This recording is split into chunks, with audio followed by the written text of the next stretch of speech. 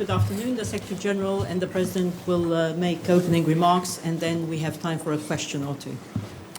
Secretary General. President Levits, Egils, it's a great pleasure to welcome you here at NATO headquarters, and also to thank you for Latvia's strong commitment to our alliance. We just discussed preparations for the leaders' meeting in London next week. We both agree on NATO's indispensable role in keeping Europe secure. The foundations of NATO are strong, and we will ensure the alliance is fit for the future. We are stretching our defense, we are strengthening our defense and deterrence, and we are working together to continue to modernize the alliance with a modern command structure and more forces at higher readiness. We are responding to hybrid and cyber threats, and we have agreed new requirements for protecting critical infrastructure, including 5G. Foreign ministers have just recognized space as an operational domain for NATO, alongside land, sea, air, and cyberspace. We have also stepped up in the fight against terrorism with our training mission in Iraq and our training mission in Afghanistan. The leaders' meeting will also address new challenges, including the rise of China and emerging technologies. I want to thank Latvia for its strong commitment to NATO. You lead by example on defense spending, committing more than 2% of GDP for defense and investing in major equipment.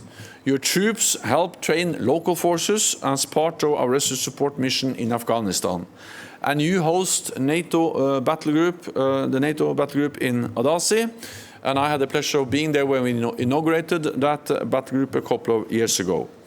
The battle group led by Canada includes troops from 9 allies.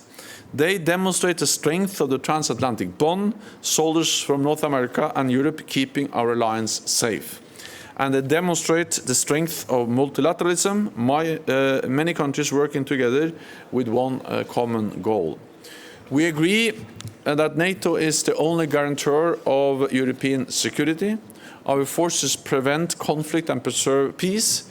They send a clear message of NATO's commitment to the Baltic region in the face of Russia's military buildup and the pattern of destabilizing behavior. We will discuss our united approach to Russia at the meeting of NATO leaders in London next week. So, Mr. President, thank you once again for being here. Thank you for your strong personal commitment to this alliance, and once again, welcome. Yeah. Thank you very much, Mr. Secretary General. Latvia is very appreciating your role in the strengthening of NATO and our common defense policy. NATO is a key element of Latvia's defense and foreign policy. We should not forget that Latvia is, since 70 years, the strongest military and defense alliance in the world. And this should be also continued in the same way, because the challenges are new, it's different, but the necessity to have a strong defense alliance is there.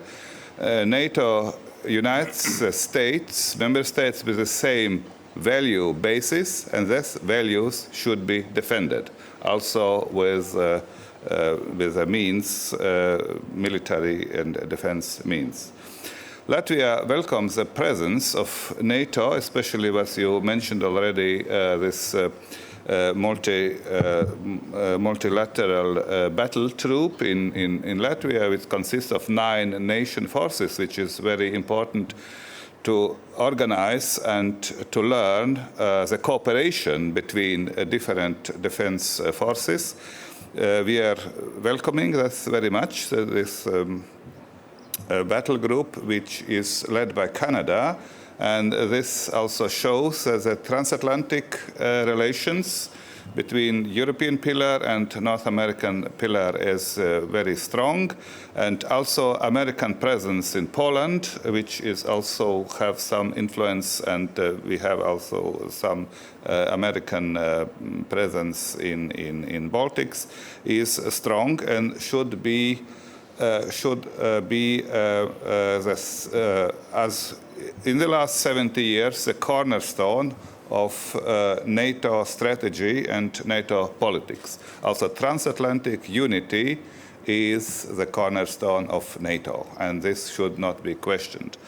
We are, of course, for strengthening the defense force of capacity of European member states of NATO fully integrated in the NATO strategy, in NATO system. But of course also NATO, European NATO members should strengthen their contribution. I am proud that Latvia belongs to the member states of NATO which fulfills the 2% obligation to spend 2% of GDP for defense. And this is a common decision of all NATO member states. And we are looking forward that all NATO member states would, in a period which is not too long, to fulfill this 2% obligations. We are doing this already since the last few years. You mentioned, Mr. Secretary General, that there are new challenges for NATO, especially cyber war and new technologies, and that shows that the NATO is the necessity to have NATO is very actual, and we should keep NATO together as a united union of member states which are based on the same values, and we are willing, Latvia is willing, and I am sure that also all NATO member states are willing to defend their values, their democratic order, also by NATO. And thank you, Mr. Secretary General, for your personal contribution to the strengthening of our defense capacity. Thank you. Latvian Radio. Hi, Latvian Radio, Artsems Konohov. I have a question for the Secretary General. There's been a lot of talk about burden sharing and a famous 2%, but there is also debate about the contributions to the NATO Central Fund, or the sort of central budget. It's clear that US wants to reduce their payments into that fund, but not all the other member states of the alliance agree to increase their payments to sort of cover that gap. Could you update us on how the debates are going at this front, please? In NATO, we adopt the budget for the next year every year. So that's an annual process, and we have now, as always, a process which we need to conclude to adopt the budget for next year. So that is part of the regular discussions within NATO about budget and cost shares, and I'm absolutely certain that we will conclude that in due time. Okay, thank you very much. This concludes this press point. Thank you.